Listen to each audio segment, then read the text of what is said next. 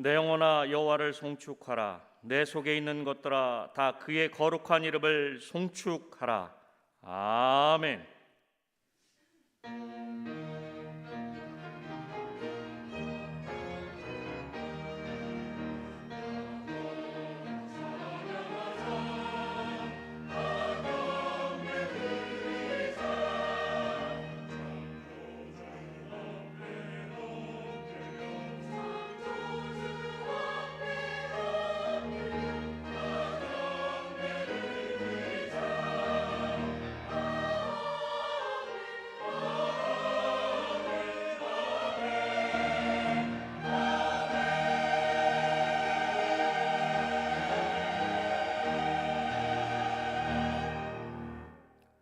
다 같이 찬송가 15장 1절을 부르시겠습니다.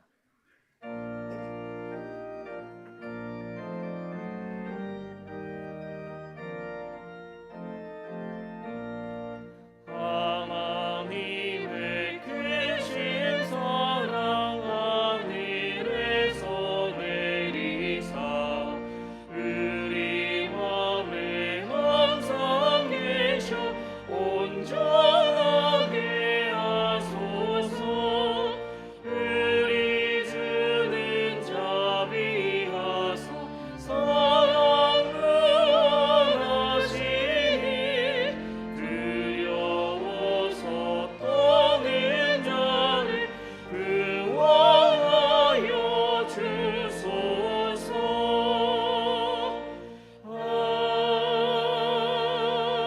아멘.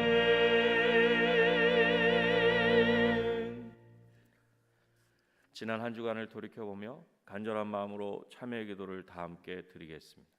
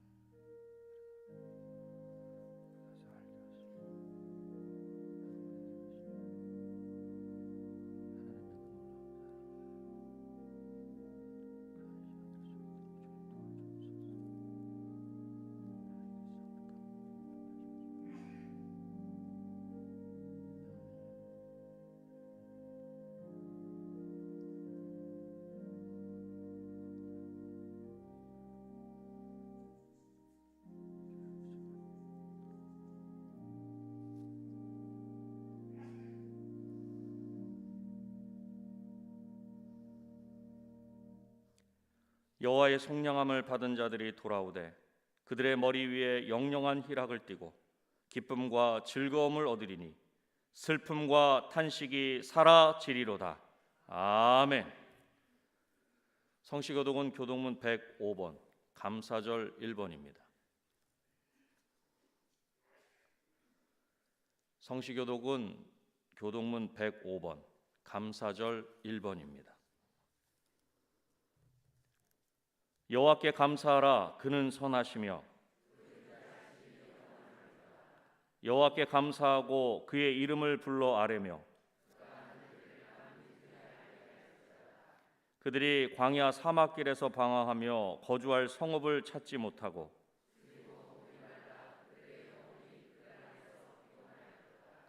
이에 그들이 근심 중에 여호와께 부르짖으매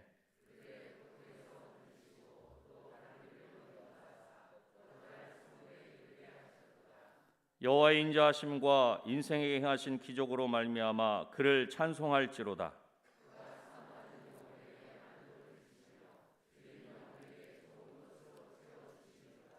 아멘. 다 같이 찬송가 592장을 부르시겠습니다.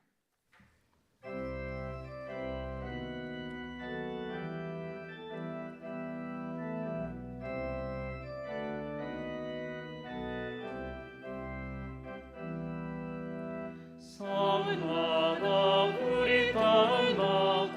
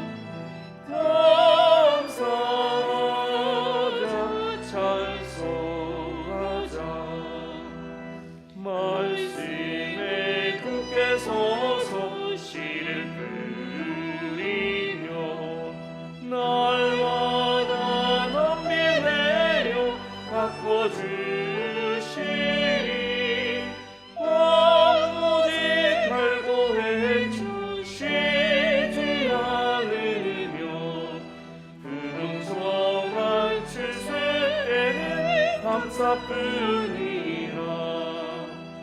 눈이 닿는 우주 공간에 손이 닿는 그 섭그 속에 우리 주님 주신 열매, 우리 주님 주신 열고 감사하자, 찬송하자, 감사하자, 찬송하자. 아멘.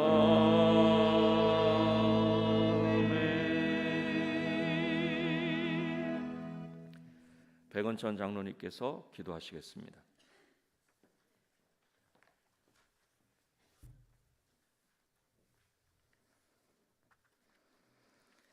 사랑의 하나님, 죄와 사망 가운데 죽을 수밖에 없던 저희들 예수 그리스도의 십자가의 은혜로 구원받게 하시고 영생을 주신 은혜와 사랑에 감사드립니다. 심고 거둔 대로 추수하는 계절이 되게 하시고 무엇보다 영적인 열매를 풍성하게 추수할 수 있는 계절이 되게 하여 주시옵소서. 저희의 죄를 사랑으로 용서하여 주시는 주님, 주님의 크나큰 은혜를 잊고 살면서도 저희는 욕심에 사로잡혀 은혜로 생각하지 않고 잘못된 삶을 살았음을 고백하고 회개하오니 용서하여 주옵소서. 더러워진 마음을 주님의 보혈로 깨끗게 씻어주사 주님의 자녀로서 온전한 삶을 살게 하옵소서. 자비로우시고 의로우신 아버지 하나님, 이 나라를 긍휼히 여겨주셔서 이 나라가 공의의 나라가 되며 모든 국민 모두가 존귀함을 받을 수 있는 귀한 나라 되게 하여 주시옵소서. 국가 위정자들 하나님을 경외하고 복음적인 정책과 행정으로 국민의 신뢰를 받는 지도자들이 되게 하옵소서.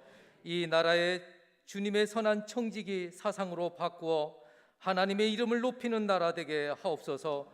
은혜광성교회를 사랑하시는 하나님, 세상에 필요한 교회가 되어 하나님의 사랑을 흘러보내는 축복의 통로가 되게 하옵소서.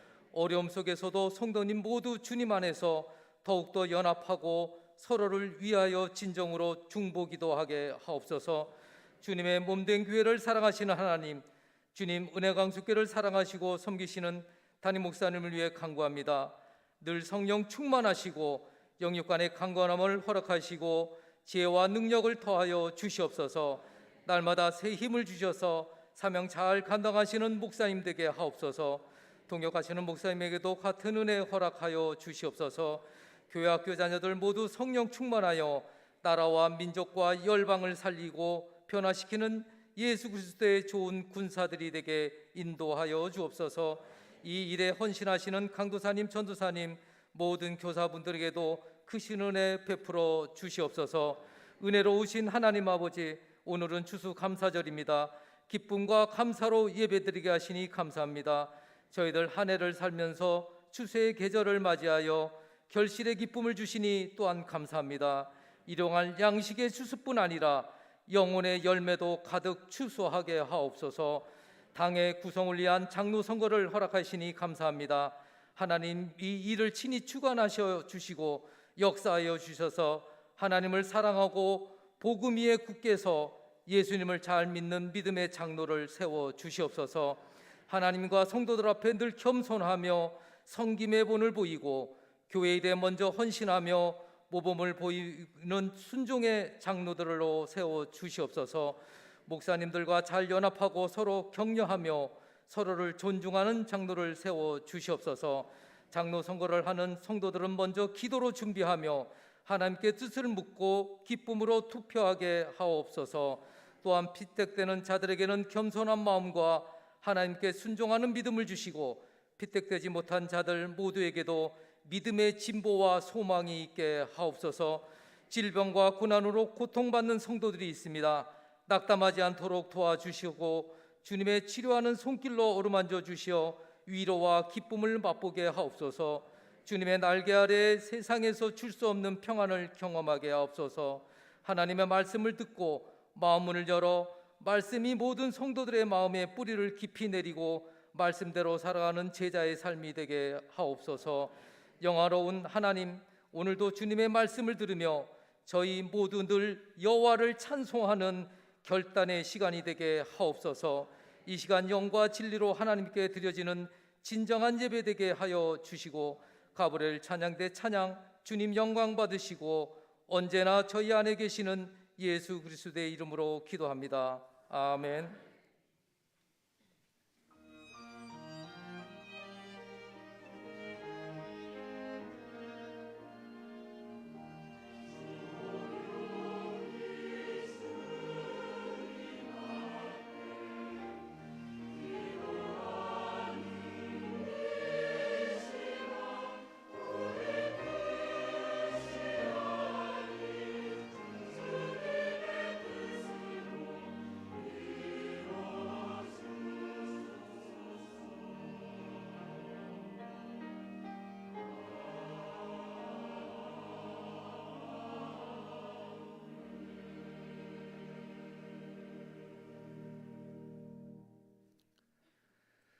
하나님의 말씀은 출애굽기 18장 9절로부터 12절 말씀입니다. 구약 성경 109쪽입니다. 하나님의 말씀은 출애굽기 18장 9절로부터 12절 말씀입니다. 구약 성경 109쪽입니다. 이드로가 여호와께서 이스라엘에게 큰 은혜를 베푸사 애굽 사람의 손에서 구원하심을 기뻐하여 이드로가 이르되 여호와를 찬송하리로다. 너희를 애굽 사람의 손에서와 바로의 손에서 건져내시고 백성을 애굽 사람의 손 아래에서 건지셨도다. 이제 내가 알았도다. 여호와는 모든 신보다 크심으로 이스라엘에게 교만하게 행하는 그들을 이기셨도다 하고, 모세의 장인 이드로가 번제물과 희생제물들을 하나님께 가져오매 아론과 이스라엘 모든 장로가 와서 모세의 장인과 함께 하나님 앞에서 떡을 먹으니라. 아멘.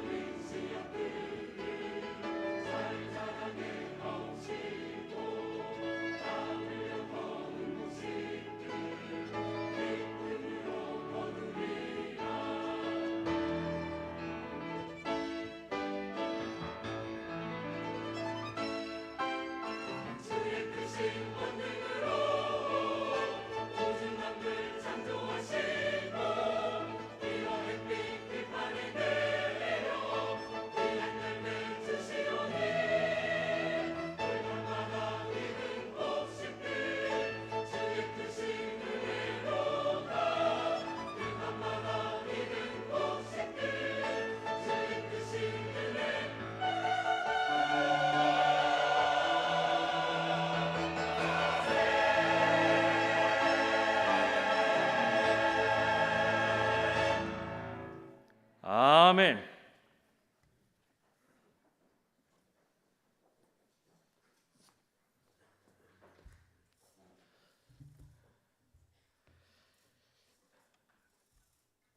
오늘은 추수감사 주일입니다. 추수감사 주일을 맞이하여서 성전에서 또는 각 예배초소에서 귀한 예배를 드리시는 모든 성도님들 위해 하늘의 크신 은혜가 임하시길 주님의 이름으로 축원합니다.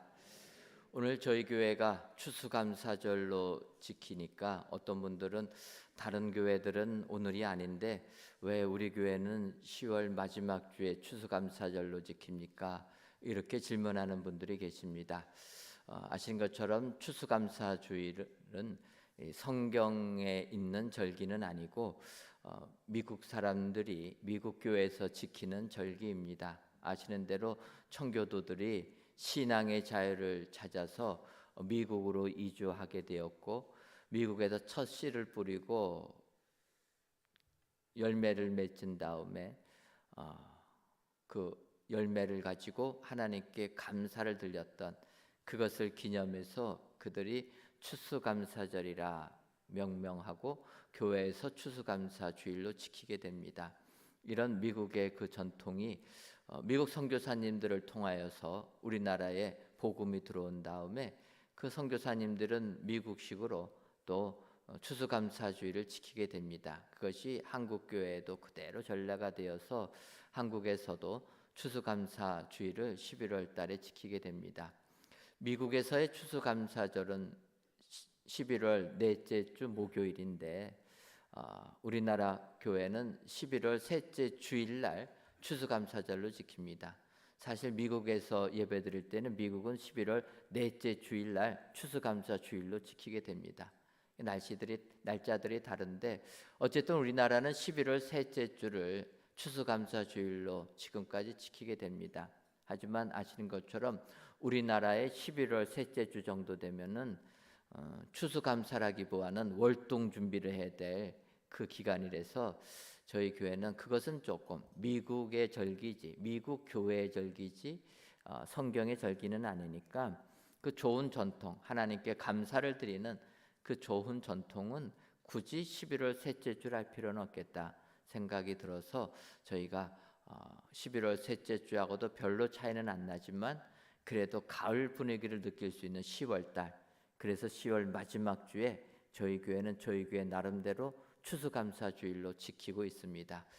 추수감사절 예배를 드렸다 하면 어떤 분들은 아직 안 드렸는데 이상하다 할 수 있지만 그런 의미로 저희 교회는 10월 마지막 주에 추수감사주일로 지킨다. 여러분 아시고 오늘 추수감사절로 하나님께 예배를 드릴 때 감사와 찬송이 넘쳐나시는 여러분들 되시기를 바랍니다. 저는 추수감사절을 맞이하면서 하나님이 우리에게 베풀어 주신 은혜를 생각해 보았습니다. 아시는 것처럼 우리 교회가 광성교회에서 은혜광성교회로 새 출발을 한 지 이제 6년이 지나가고 있습니다. 지난 6년을 돌이켜보게 되면 얼마나 하나님이 우리 교회에 은혜를 주셨는가. 하나님께서 축복해 주셔서 임시 예배 초소로 이전을 하고 또 새 성전에 입당하는 은총을 주신 줄 믿습니다.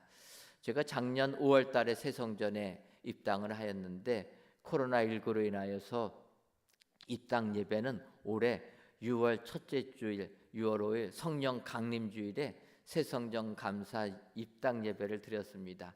입당 예배를 드린 지 얼마 안 되다 보니까 들어온 지는 작년이지만 마치 새 성전에 바로 들어온 것 같은 이런 느낌을 받게 됩니다.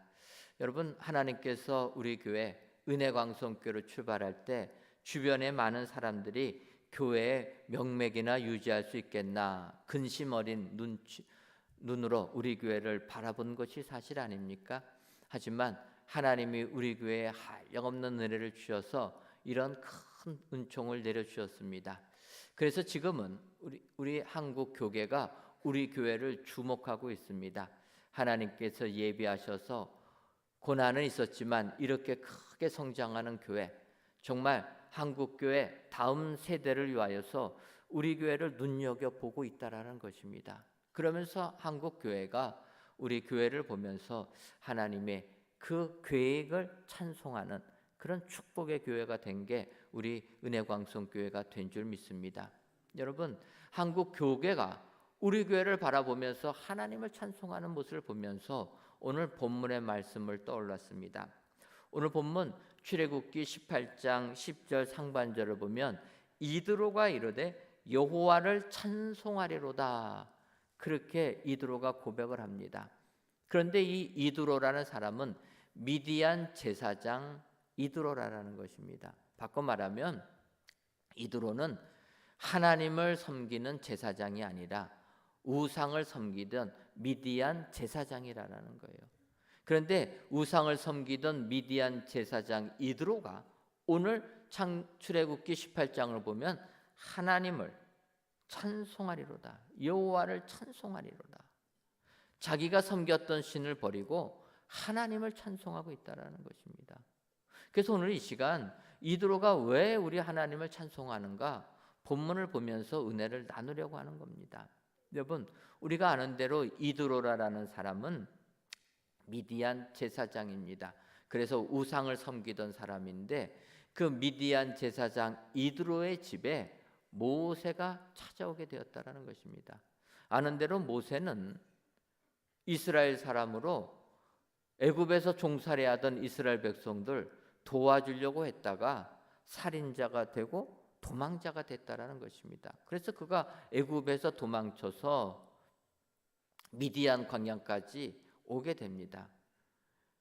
모세가 미디안 광야에 있을 때 그 양을 치던 여성들이 우물에 와서 양떼를 먹이고 있는데 남자 목자들이 와가지고 그 여인들이 물먹이 있는 그 사람들을 쫓아내는 것입니다. 그러니까 모세가 그 모습을 보니까 그것은 아니지 않습니까? 먼저 온 사람이 우물에 물을 먹어야 되는데 남자들이 힘 있다고 여자들 윽박지르고 쫓아내는 겁니다. 그러니까 모세가 그것을 보고 이건 아니다 해서 그 남자들을 밀어냅니다. 그래서 먼저 온 여자들이 양떼의 물을 먹어야 된다.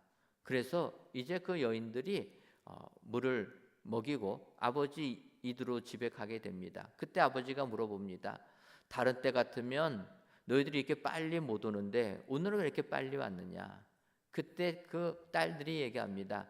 남자 하나가 자기들 물 먹이는 거 도와줘가지고 오늘은 쫓겨나지 않고 바로 물을 먹어서 이렇게 빨리 왔습니다. 그때 이드로가 얘기합니다. 그렇게 도와준 사람 있으면 집에 와서 대접을 해야지 그냥 놔두고 오면 어떡하냐. 그래서 그 이드로의 딸들이 모세를 데리고 집에 오게 됩니다. 그러니까 이드로가 그런 모세를 다 보니까 그 몰골이 어떠합니까? 뭔가 뼈대 있는 집안의 사람은 같은데 행색이 초라합니다. 그 초라한 모세를 보면서 이야기를 하는 겁니다. 너 갈 곳이 있느냐? 갈 곳이 별로 없다고 하니까 그러면 우리랑 같이 있자. 그렇게 이야기를 하고 모세에게 그의 딸 십보라를 줘서 그 집에 살게 만들었다라는 것입니다. 근데 여러분, 모세는 하나님을 믿는 사람이고 하나님을 섬기는 사람이었지만 그 이드로의 집에 장가 들어가지고서는 자기 신앙을 이야기할 처지가 안 된 것을 알 수가 있습니다. 이드로는 우상을 섬기는 제사장 아닙니까? 근데 그 집의 사이로 모세가 들어갔는데 모세는 거기서는 어찌 보면은 대릴 사이 같은 거라는 것입니다. 그러니까 아무런 힘을 쓰지 못하는 내 신앙, 하나님도 거기서 제대로 알리지를 못하고 40년을 살았던 사람이 모세라는 거예요. 우리가 아는 대로 모세가 하나님을 만난 다음에 이제 애굽으로 돌아갑니다. 돌아갈 때 그의 아내와 두 아들들을 데리고 가다가 그 아들들 돌아가는 길에서 애굽으로 가는 도중에 할례를 시키지 않습니까? 그것을 보게 되면 모세는 이스라엘 사람임에도 불구하고 자기가 아들들을 낳았음에도 불구하고 그 아들들을 율법에 따라서 키우지 못했다라는 것입니다. 할례도 못 시켰은 겁니다. 이처럼 모세는 이렇게 이드로 집의 사위로 살면서 하나님을 드러내지도 못했습니다. 그래서 그렇게 살았던 모세, 그리고 그렇게 살았던 이드로가 오늘 본문을 보게 되면은 그 이드로가 하나님을 찬송했다라는 것입니다. 그래서 이방인 제사장 이드로가 어떻게 하나님을 찬송했을까? 이 시간 살펴보시고 하나님만을 찬양하시는 저와 여러분 되시기를 주님의 이름으로 축원합니다. 그렇다면은 이드로가 하나님을 찬송할 수 있었던 이유는 무엇입니까? 첫째로 체험 주셨기에 찬양했다라는 것입니다. 여러분, 우리가 믿음 생활할 때 제일 중요한 것은 체험이 중요합니다. 체험 있는 신앙인과 체험이 없는 신앙인, 그 믿음의 차이가 많이 있다라는 것입니다. 그러니까 하나님을 우리가 실제로 알고 믿어야 된다라는 거예요. 그런데 우리가 하나님을 지식으로만 배우면 그러면 그 신앙은 제대로 되지 못한다. 요즘에 그러지 않습니까? 교회마다 얼마나 많이 성경 공부를 합니까? 그런데 지식으로 성경 공부를 하다 보니까 그 사람들이 하나님을 만나지를 못하는 겁니다. 그러다 보니까 그 사람들한테 우리가 얘기합니다. 고상한 불신앙인이라. 열심히 공부를 해서 고상해 보이기는 하는데 신앙이 없다라는 거예요. 하나님을 체험해야 된다라는 것입니다. 바울 사도가 얼마나 율법에는 대가 아닙니까? 일찍이 예루살렘에 유학 가서 가말리알 문화생으로 들어가서 율법에 정통한 자가 되었습니다. 공부를 통해서 하나님을 알았습니다. 그리고 그가 배운 하나님, 그 하나님께 열심을 다한다고 한 것은 예수님을 핍박하는 거였다라는 거예요. 그래서 바울이 예수님 핍박하러 예수 믿는 사람 죽이려고 다메섹 가는 도중에 그 길가에서 부활하신 예수님 만나지 않습니까? 부활하신 예수님 만나자마자 그가 180도 다른 삶을 살았다는 거예요. 그가 핍박하던, 그가 잔해하던 믿음을 전하는 자가 되었다. 여러분, 바울이 예수님 체험하기 전에는, 그래서 글로만 하나님을 알았을 때는 반대의 삶을 살았다는 겁니다. 예수님 체험하자마자 이제는 이방인의 사도가 되어서 복음을 위하여 헌신하는 사역자가 되었다. 여러분, 이처럼 예수님을 만나는 것, 체험하는 것이 우리에게 복이 되는 줄 믿습니다.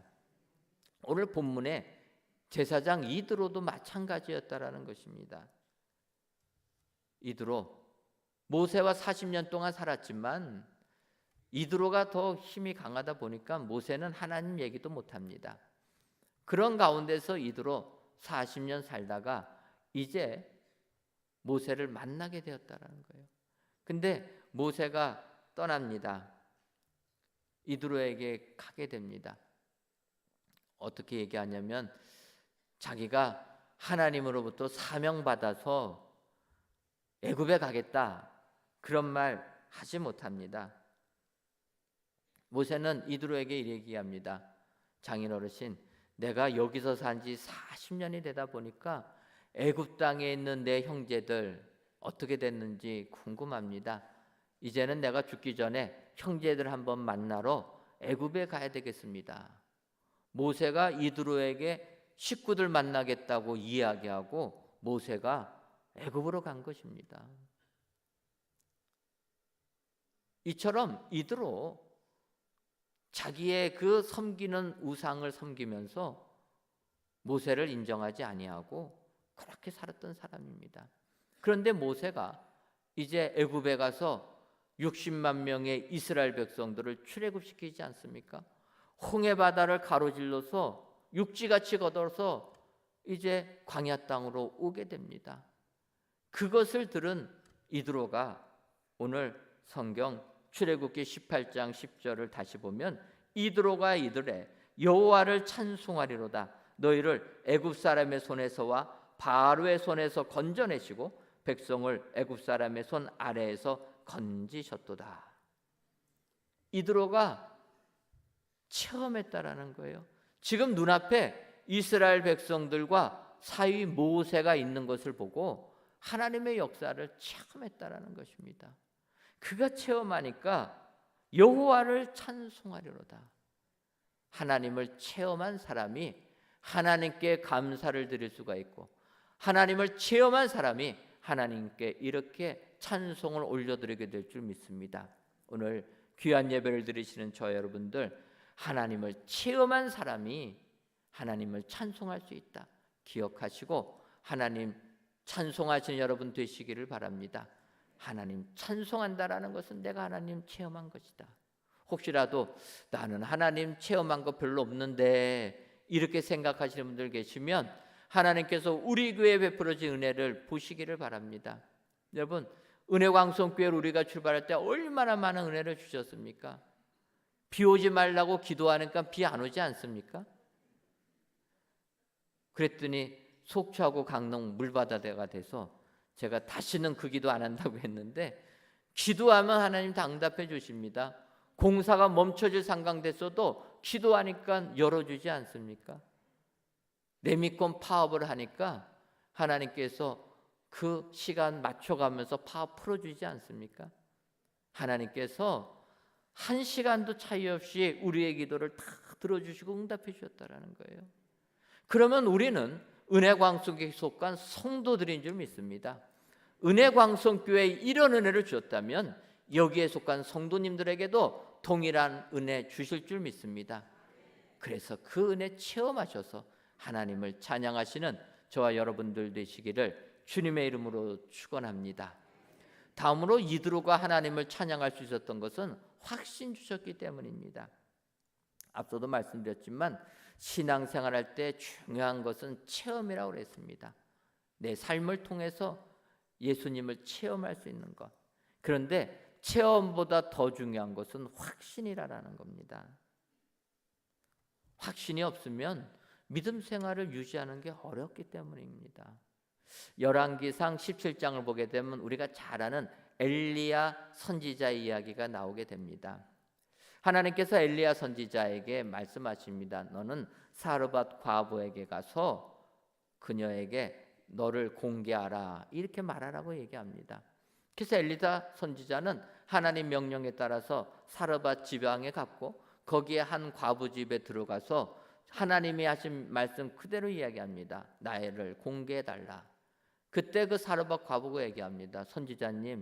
선지자님을 공개하고 싶은데 지금 내 집에는 통에 가루 한 줌밖에 없고 병에 기름 하나밖에 없습니다. 내가 그래서 이 마지막 음식 빵을 만들어서 내 아들들과 함께 먹고 이제는 굶어 죽으려고 합니다. 이 마지막 남은 음식을 내 자식에게 주지 말고 당신에게 주라고 하면 어떡합니까? 그렇게 그 여인이 이야기합니다. 하지만 엘리야 선지자는 하나님의 말씀이니 나부터 먼저 공개하라. 그러면 이 가뭄이 끝날 때까지 가루가 없어지지 아니하고 기름이 떨어지지 아니할 것이다. 엘리야가 이야기합니다. 그래서 그 여인은 엘리사의 말을 듣고 그대로 하게 됩니다. 여러분, 그렇게 하니까 어떠한 역사가 일어났습니까? 성경을 보면 가뭄이 끝날 때까지 통에 가루가 끊어지지 아니하고 병에 기름이 마르지 아니하였다. 여러분, 이 정도 하나님의 은혜를 체험하면 하나님을 확신해야 되지 않습니까? 이제는 하나님 외에는 다른 하나님 안 계십니다. 여러분, 이렇게 고백이 돼야 되지 않습니까? 그런데 사람은 그렇지 못한다라는 것입니다. 여러분 생각해 보십시오. 하나님께 기도합니다. 하나님, 나에게 먹을 양식을 주옵소서. 하나님, 나에게 이 병을 고쳐 주옵소서. 하나님, 나에게 이 고난을 이기게 하여 주옵소서.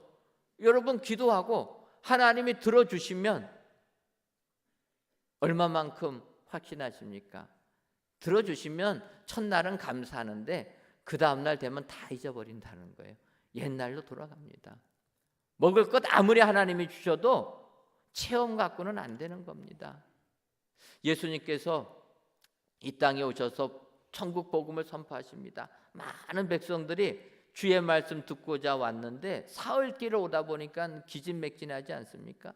그래서 그 기진맥진한 그들에게 예수님께서 보리떡 5개하고 물고기 2마리로 5,000명을 먹이고도 12강주리가 남는 은혜를 주셨다는 거예요. 체험했다라는 것입니다. 거기에 나온 이스라엘 백성들은 물고기 2마리, 보리떡 5개를 가지고 5,000명이 먹고도 12강주리가 남는 이 놀라운 이적을 체험한 겁니다. 그런데 성경은 뭐라고 나옵니까? 이 정도 이적을, 은혜를 체험하면 예수님 따라야 되지 않습니까? 그런데 예수님께서 너희들 이거 가지고 먹지 않았느냐? 나는 마찬가지로 너희들을 위한 하늘에서 온 생명의 양식이다. 주님이 말씀하니까 이스라엘 백성들 이 말씀 어렵습니다 하고 주님 다 떠났다라는 겁니다. 우리가 세상 살면서 주님을 체험한다고 확신까지 오지 않습니다. 이 엘리야 시대 이 과부도 마찬가지입니다. 여러분, 그 정도 은혜를 받았으면, 체험했으면 하나님만이 나의 전부입니다 고백해야 되지 않습니까? 근데 그거 확신이 안 되는 거예요. 그렇게 먹을 것이 날마다 통에 가득하게 넘치는데도 아직까지 아닙니다. 그래서 성경을 보니까 그 다음에 이렇게 나와 있습니다. 열왕기상 17장 17절을 보면 이 일 후에 그 집 주인 되는 여인의 아들이 병들어 증세가 심히 위중하다가 숨이 끊어진지라. 이 여인의 아들이 병들어 죽었다라는 거예요. 여러분, 하나님을 이렇게 체험해도 하나님만이 나의 전부입니다 확신이 하지 못하는 사람들, 이런 일 생길 수 있다라는 거예요. 이때 어떻게 얘기합니까? 이 여인은 선지자에게 그렇게 얘기합니다. 내가 당신을 선대한 결과가 이것입니까? 여러분, 그러지 않습니까? 하나님 잘 믿는다고 했는데 상상하지 못하는 아픔이 우리가 닥치면 우리는 하나님께 기도하는 거예요. 물어봅니다. 반문합니다. 하나님 잘 섬긴 것이 이것입니까? 이 여인은 자기 아들이 죽으니까 엘리야에게 이야기하는 거예요. 내가 당신 내 모든 음식 다 맞춰갖고 드렸는데 그 결과가 내 아들이 죽어나가는 겁니까? 내가 당신에게 섭섭하게 한 일이 있습니까? 하나도 없지 않습니까? 근데 왜 나에게 이런 일이 벌어집니까? 이 여인이 엘리야에게 하소연합니다. 그 말을 들은 엘리야 마음이 얼마나 힘들겠습니까? 그래서 엘리야도 마찬가지로 하나님께 또 기도합니다. 하나님, 어찌하여 내가 머물고 있는 이 집의 과부에게 이렇게 재앙을 내리시어서 그 아들을 죽게 하십니까? 엘리야도 이게 이해가 안 가는 내용입니다. 그 엘리야가 기도합니다. 기도하니까 어떻게 됩니까? 그 죽은 아들이 살아나게 되었다. 엘리야는 살아난 그 아이를 여인에게 줍니다. 그러니까 그 여인이 24절에서 이렇게 고백합니다. 여인이 엘리야에게 이르되 내가 이제야 당신은 하나님의 사람이시요 당신의 입에 있는 여호와의 말씀이 진실한 줄 알았노라 하니라. 여러분, 이 여인은 체험했습니다. 하지만 체험 갖고는 확신이 안 되는 겁니다. 여인은 그 죽은 아들이 살아났을 때 이제야 당신은 하나님의 사람이라. 당신의 입에 있는 여호와의 말씀이 진실한 말씀이다. 그 말씀만이 이루어진다. 하나님을 인정했다라는 것입니다. 여러분, 확신하는 사람이 하나님을 찬양할 수 있는 사람이 되는 줄 믿습니다. 오늘 본문의 이드로도 마찬가지였다라는 것입니다. 이드로 미디안 제사장으로 하나님 몰랐습니다. 딸 시보라에게도 자기가 섬기는 신을 가르쳐줬지 하나님을 가르쳐준 사람이 아닙니다. 그런데 그 이드로가 모세의 간증을 듣습니다. 여호와께서 이스라엘 위하여 바로와 애굽 사람에게 행하신 모든 일과 길에서 그들이 당한 모든 고난과 여호와께서 그들을 구원하신 일을 듣고 모세의 간증을 듣습니다. 듣고 나서 11절에 이렇게 얘기합니다. 이제 내가 알았도다. 여호와는 모든 신보다 크심으로 이스라엘에게 교만하게 행하는 이들을 이기셨도다 하고, 이드로가 이제 내가 알았도다 확신했다라는 것입니다. 여러분, 하나님을 찬양할 수 있는 사람은 하나님만이 나의 하나님이라 확신하는 사람, 이드로처럼 이제 내가 하나님만이 하나님인 것을 알았도다, 이런 사람만이 하나님을 찬양하게 되는 줄 믿습니다. 오늘도 하나님을 확신하셔서 하나님만을 찬송하시는 저와 여러분들 되시기를 주님의 이름으로 축원합니다. 마지막으로 이드로가 하나님을 찬송할 수 있었던 것은 하나님께서 자기를 받아주셨기 때문이라 그렇게 얘기합니다. 출애굽기 18장 12절을 보면 모세의 장인 이드로가 번제물과 희생 제물들을 하나님께 가져오매 아론과 이스라엘 모든 장로가 와서 모세의 장인과 함께 하나님 앞에서 떡을 먹으니라 그렇게 기록하고 있습니다. 모세의 장인 이드로가 번제물과 희생 제물들을 하나님께로 가져오매 하나님께로 가져왔다라는 것은 하나님께 바쳤다라는 것을 의미하게 되고 하나님께 바쳤다라는 것은 하나님께 제사를 드렸다라는 것입니다. 우리로 말하면 하나님께 예배를 드렸다. 하나님께서 그 예배를 받아주셨다라는 것입니다. 여러분, 이드로는 하나님을 모르는 사람이었습니다. 이방신을 섬기는 사람이었습니다. 그런데 그가 그 모세를 통하여서 하나님을 체험하고 하나님을 확신하고 이제는 하나님께서 자기를 하나님의 자녀로 받아주신 것 인쳐주심에 감사했다라는 것입니다. 여러분, 하나님께서는 우리들을 하나님의 자녀로 받아주시는 줄 믿습니다. 누구든지 예수님을 믿으면 하나님의 자녀로 삼아 주시는 줄 믿습니다. 이드로는 이방인이었지만 이방인도 하나님을 고백하면 자녀 삼아 주신다. 그래서 바울 사도는 갈라디아서 3장 28절에서 너희는 유대인이나 헬라인이나 종이나 자유인이나 남자나 여자나 다 그리스도 예수 안에서 하나이니라 이렇게 선포하고 있다는 것입니다. 유대인이나 헬라인이나 피부색이 달라도 종이나 자유인이나 계급이 달라도 남자나 여자나 성별이 달라도 다 그리스도 예수 안에 있기만 하면 하나다. 누구든지 예수님 믿으면 하나님의 자녀로 인쳐주신다. 여러분, 하나님의 자녀로 받아주시는 것이 우리들이 찬송할 이유가 되는 줄 믿습니다. 그래서 이렇게 이드로는 하나님을 찬양하며 제사를 드리니까 제사를 드리고 나니까 아론과 이스라엘 모든 장로가 와서 모세의 장인과 함께 하나님 앞에서 떡을 먹으니라 식탁 공동체를 이루었다라는 것입니다.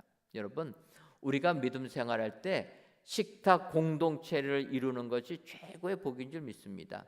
예배만 드리고 돌아가는 것은 그것은 진정한 하나님의 자녀의 기쁨을 누린다라고 볼 수 없다라는 것입니다. 떡을 떼며 교제하는 것이 필요하다라는 거예요. 식탁 공동체가 그래서 중요한 것입니다. 이드로가 하나님께 예배를 드리고 나서 이드로와 모세, 아론, 유다의 장로들이 다 같이 모여서 같이 그 하나님께 드린 제사 음식 가지고 교제했다라는 것입니다. 이렇게 교제가 있는 사람이 하나님을 찬양하게 되는 사람인 줄 믿습니다.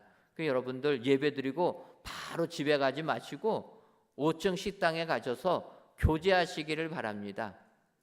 내가 모르는 사람 있어도 여러분 혼자 식사하는 분들이 계시면 같이 옆에 가서 이야기하면서 대화하시기를 바랍니다.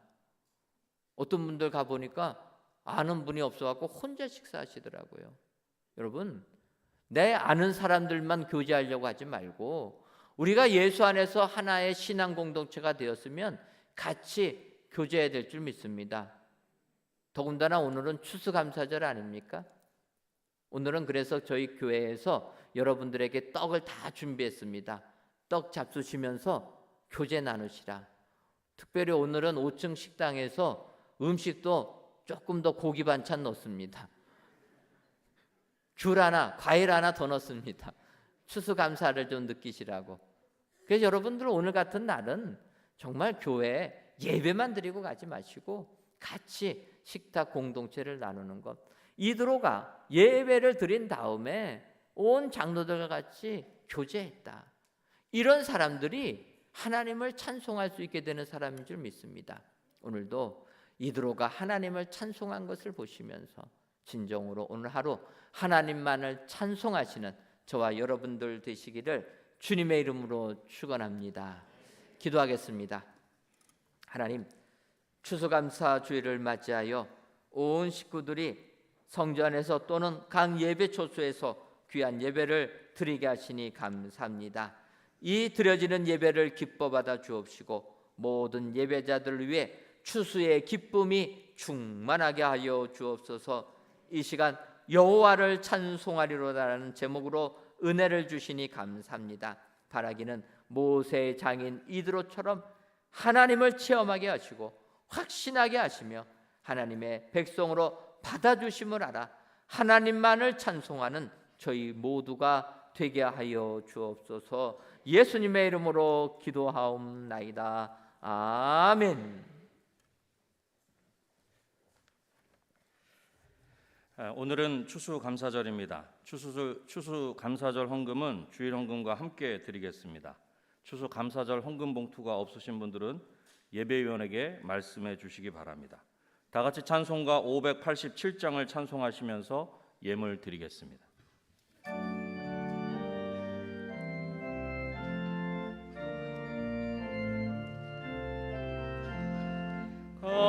감사의 성도여 주의 찬송 부르세 주여을 오기 전 영명없게 걸었네. 하나님이 우리에게 이런 양식 주시니 주의 전에 모여서 추수 찬송 부르세. 이 세상은 마치요 주는 씨를 뿌리네.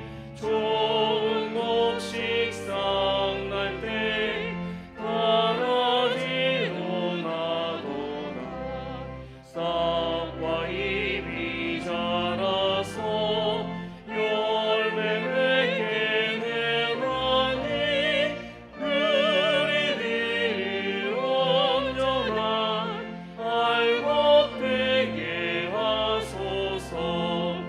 우리 주님 오셔서 곡식 거둬드리고 밭에 있는 나쁜 것 모두 소멸하실 때 가라지는 골라서 불에 던져 태운 것 알곡 들은 곳간에 길이 쌓아 두시리.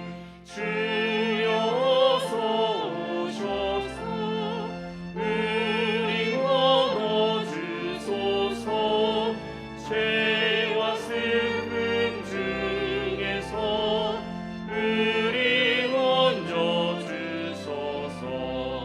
모든 성도 영원히 하늘 집에 이르러 천국 천사 올려 추수 찬송 부르리. 아멘.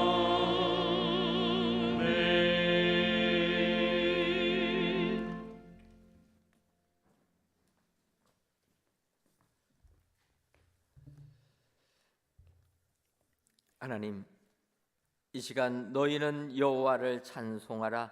그는 높고 영화로우시오며 말과 그 탄자를 바다에 던지셨음이로다 하였더라는 출애굽기의 말씀을 의지하여 하나님께 귀한 예물을 바칩니다. 드려지는 이 모든 예물들을 흠양하여 주옵시며 드리는 손길 위에 대적들이 바다에 던져지는 역사를 보게 하셔서 하나님만을 찬양하게 하여 주옵소서. 뿐만 아니라 추수감사주를 맞이하여 하나님께 감사의 예물도 드립니다. 이번 한 해를 돌이켜보면 참으로 힘겨운 일들도 많았음에도 불구하고 하나님께서 우리들의 삶에 임재하셔서 이끌어 주시니 감사합니다. 감사와 찬송을 드리는 이 예물을 받아 주옵시고 감사로 예물을 드린 손길들마다 주님께서 채워주시고 갚아주시는 은총도 임하게 하셔서 삶의 기쁨이 충만하게 하여 주옵소서. 예수님의 이름으로 기도하옵나이다. 아멘. 옆에 분들 보시면서 인사 나누도록 하겠습니다. 체험 주심에 찬송합시다. 네, 한 번 더 인사하겠습니다. 확신 주심도 찬양합시다. 그리하셔서 하나님만을 찬송하시는 저와 여러분들 되시기를 주님의 이름으로 축원합니다. 교회 소식 전해드리도록 하겠습니다. 먼저 오늘 등록하신 분 진심으로 환영합니다. 오늘 등록하신 분 잠깐 자리에서 일어서 주시면 감사하겠습니다. 우리 저희 교회 처음 오셨는데 환영하는 박수 하도록 하겠습니다. 예, 감사합니다. 예, 감사합니다. 자리에 앉아 주시면 감사하겠습니다. 오늘은 추수감사절로 지킵니다. 한 해 동안 하나님께 받은 은혜에 감사하시기를 바랍니다. 아울러 설교 시간에도 말씀드렸지만 떡을 준비했습니다. 가시는 분들은 1층 로비에서 떡을 받아가 주시면 감사하겠습니다. 지난주에 있었던 오늘 저녁 예배는 로뎀 찬양대 추수감사 찬양 예배로 드립니다. 저녁 예배 시간에 많이 참여하셔서 은혜 추수감사 찬양 예배 되시기를 바랍니다. 지난주에 있었던 2022년 은혜광성교회 가을 부흥성회가 은혜 중에 마치게 됨을 하나님께 감사드립니다. 부흥회를 위하여 봉사와 찬조로 협력해 주신 모든 분들께 감사를 드립니다. 11월은 한 달 동안 우리를 회복시키소서라는 주제로 총동원 출석 전도의 달로 지킵니다. 교구, 구역, 가정별로 총동원하여 출석하시고 구역별 3명씩 전도해 주시기를 바랍니다. 또한 한 달 동안은 주일 낮 예배 시간에 개인 출석표 제출해 주시면 감사하겠습니다. 공동회를 소집합니다. 일시는 11월 6일 다음 주일입니다. 장소는 이곳이고 투표 장소는 4층입니다. 안건은 장로 집사권사 선출의 건입니다. 여러분 18세 이상 세례교인 되신 분들은 다음 주 우리 장로님들을 피택한다 기억하시고 기도로 준비해 주시고 또 오셔서 투표하시는 분들은 10명까지 체크할 수 있으시니까 10명까지 꼭 체크해 주시면 감사하겠습니다. 어떤 분들은 그렇게 얘기하십니다. 나는 아무리 보니까 5명밖에 안 되겠다. 아무리 봐도 5명밖에 안 된다는 거예요. 그래갖고 5명만 동그라미 치고 나머지는 안 치고 내버립니다. 그러면 여러분 안 뽑힙니다. 그래 어떡하냐면 내가 보니까 5명은 장로감이고 나머지 10명은 장로감이 아니다 하면은 그 10명 중에 5명은 은혜로 아무나 동그라미 하십시오. 그러면은 은혜로 좋은 일꾼 됩니다. 그러니까 내 마음에 드는 사람은 5명밖에 없다고 5명만 하지 마시고 10명까지 나머지는 은혜입니다. 은혜 10명까지 꼭 체크해 주셔서 이번에 한 번으로 우리 장로님들 다 픽택되기를 소원합니다. 2022년 북인도 단기 선교대회 모집합니다. 신청 기간이 다음 주일까지입니다. 기도하시면서 날짜 보시고 신청해 주시면 감사하겠습니다. 오늘 저녁 예배 후에 기관장 협의회로 모입니다. 구역장 권찰 위로회가 이번 주 목요일 11월 3일 오전 9시 천호역 8번 출구 앞에서 출발합니다. 코로나19로 인하여서 우리 구역장 권찰 위로회 3년 동안 못 가다가 올해 처음으로 가게 됩니다. 우리 구역장 권찰님들은 11월 3일 목요일 9시까지 천호역에 모여주시면 감사하겠습니다. 광고는 8시 반으로 얘기를 했습니다. 그래서 이제 구역회 때 8시 반이었는데 주보 광고는 9시로 이렇게 낸 이유가 우리 목사님들하고 회의를 하다 보니까 8시 반에 탑승해서 출발을 하게 되는데 마지막 차가 9시에 출발한다는 거예요. 왜냐하면 아침에 이렇게 버스가 오다 보니까 8시 반 조금 넘어서는 버스도 있고 그래서 막차는 9시라 그렇게 얘기하는 겁니다. 그래서 제가 그거는 아니다. 우리가 8시 반에 출발하기로 했으면 막차가 8시 반에 나가야지 8시 반에 출발하기로 하고 시작이 8시 반에 출발하면 그게 무슨 의미가 있느냐. 그래서 제가 시간을 바꿨습니다. 그래서 9시에 출발이라는 것은 우리 교회는 9시 딱 되면은 전자시계 보고 땡 하면 출발하지 않습니까? 그 출발하는 마지막 차가 9시라는 겁니다. 8시 반부터 오시게 되면은 먼저 출발하고, 그래서 그래도 9시까지 오겠다, 9시까지 오시는 분들 위하여서 마지막 한 대가 9시에 기다렸다가 가는 겁니다. 그러니까 기억들 하시고 우리 구역정 권찰님들 8시 반쯤부터 탑승하셔서 출발하도록 하겠습니다. 길거리에서 하기 때문에 끝까지 기다리지를 못해서 차는 대로 출발하겠습니다. 이해해 주시면 감사하겠습니다.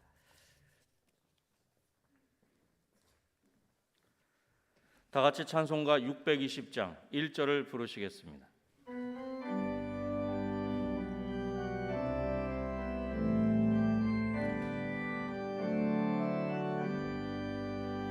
여기에 모이느니 주의 인정받은 자여라. 주께서 이 자리에 함께 계심을 아노라. 언제나 주님만을 찬양하며 따라가리니 시험을 당할 때도 함께 계심을 믿노라. 이 믿음과 끝사랑 주가 지켜주신다. 어두운 밤에 주의 맑은 빛 인도하여 주신다.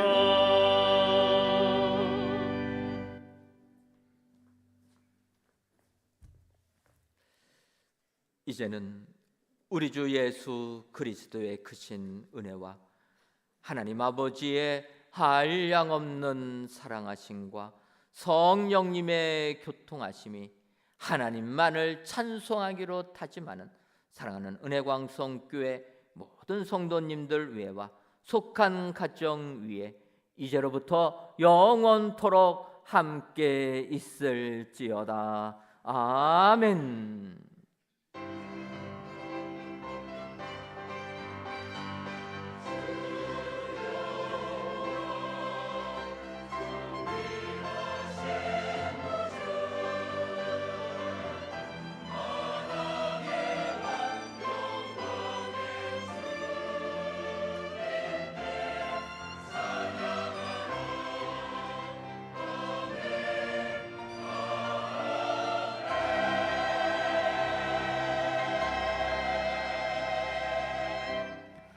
추수감사주일 3부 예배 주님 은혜 중에 마쳤습니다. 하나님만 찬송하며 살아가시는 저와 성도님들 되시길 소망합니다. 안녕히 들어가십시오.